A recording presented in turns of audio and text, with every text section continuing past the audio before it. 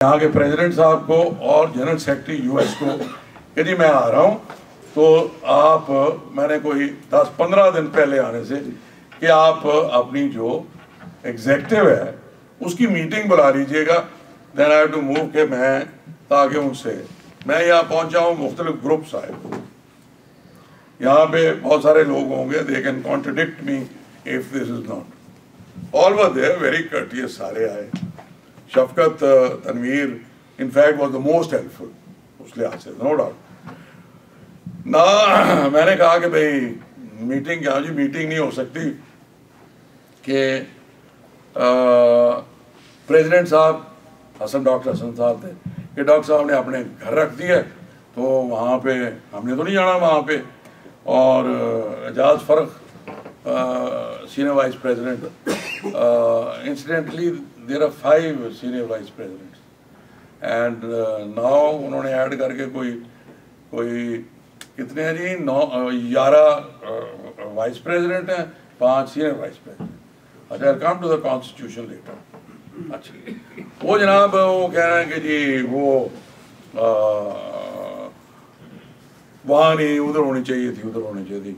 तो मैंने instead of saying कि भाई मैं आया हूँ तो मीटिंग करा, मैं कहा why should I this your organisation, मैं तो एज ए हेल्प आया हूँ, मैं यहाँ पे एज ए डिक्टेटर नहीं आया कि मैं मुशर्रफ की तरफ आ गया ऑर्डर। तो मैंने कहा फिर ऑल राइट, मैं पहले राउंड करता हूँ आपसे, अलहरा रहता। I talk to him, I never met Khalid system.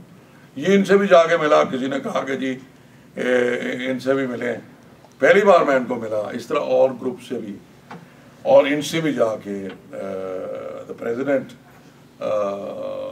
And general secretary और एजाज फ़र्क ने भी मीटिंग की सारा करी। और मैंने जनरल सेक्रेटरी से यही कहा, मैंने कहा चलो आप करंट ईयर्स की मुझे आपकी मीटिंग्स हुई होंगी उसकी मुझे मिनट्स दे दें कि वो तो नहीं है। अच्छा, मैंने कहा यार मिनट्स नहीं है, कोई रिपोर्ट ही लिख के दे दो, what have you been doing. अब इनसे पूछ लें कि अगर इनके पास हैं, मैं पब्लिकली ये कह रहा हूँ, क्योंकि प्रेस है, पब्लिक होगी ना, तो वो अभी भी मुझे दे दें। They have never had. अच्छा, तो फिर मैंने कहा यार, मैंने मीटिंग बुलाई इन वॉशिंगटन। मैंने कहा यहाँ से बाहर निकलना वहाँ, एक्सेप्ट फॉर 2 चैप्टर्स, बिकॉज ये 5 एवरीबॉडी के।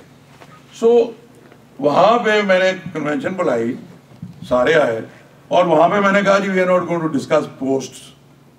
ये तो किसी को बुनियाद में है, we are only going to discuss कि क्या खदो खाल हैं आपके ज़हन में ओवरसीज के, और वो क्या होना चाहिए। वो जनाब महफूज हैं, उसके मिनट्स सर्कुलेट भी हो चुके हैं, और मेरा ख्याल है ये जिम्मेदारी सर्कुलेट करने की शफकत तनवीर थी। I think he circulated went to the secretary. अच्छा, उसमें एक चीज़ थी कि जनाब के टेन्योर्स जो है ना, उसके बारे में करेंगे। ये तो कोई नहीं, कोई 15 साल है, कोई 10 साल है, और उसकी जगह 1 साल रहे या 2। मैंने कहा जी आप 2 साल कर लें, आप 3 साल कर लें, कोई मुकर्रर कर लें। आखिर में मैंने कहा यार ये, मैंने कहा अच्छा आप 3 जो है ना, आप 1 चुन लो तीनों में से। You couldn't even decide that. उन्होंने कहा कि भाई किसी को इन हालात में, फिर मैंने कोई रिकमेंडेशन भेजी, तो यहाँ पे मुझे अभी पूरा पता चला ना, अभी तो गया नहीं पीछे, कि जनाब दैट मेरे सभा किसी को नहीं पता था कि इसकी मैंने रिकमेंडेशन भेजी। तो जनाब that information was leaked out, और यहाँ पे सड़क पे अगले दिन फैली हुई। मैंने कहा यार ये, वहाँ मैंने रहेगा भाई सेट कि भाई ये कैसे हुई है। मैं तो इसका इशू बनाया, मैंने कहा this is a national security issue, कि supposing I had sent very sensitive information to the president who has been pirating and looking into his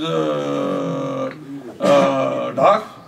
उन्होंने कहा जी वो आम सी बात ही चलेगी, क्या होगी। मैंने कहा ये तो आप कह रही है ना, this is, but why did somebody read president's correspondent. इस वक्त जो एग्जैक्ट पोजीशन है ना, कि वो जो आया, कोई नॉमिनेशन का आया ना, I have not rejected, I set it aside. I said this has been managed. This is totally contrary to personal directives to me by the president in front of those. ये कैसे हो सकता है कि without my knowledge? फिर मुझे बता नहीं जी आपके आने से पहले की है बाद में है. मैंने कहा नहीं, I'm setting it aside, which didn't mean कि I was throwing it out. उन्होंने बड़े जज्बाती अभी बातें की. मैं समझती हूँ पाकिस्तान पीपल्स पार्टी एक फैमिली है.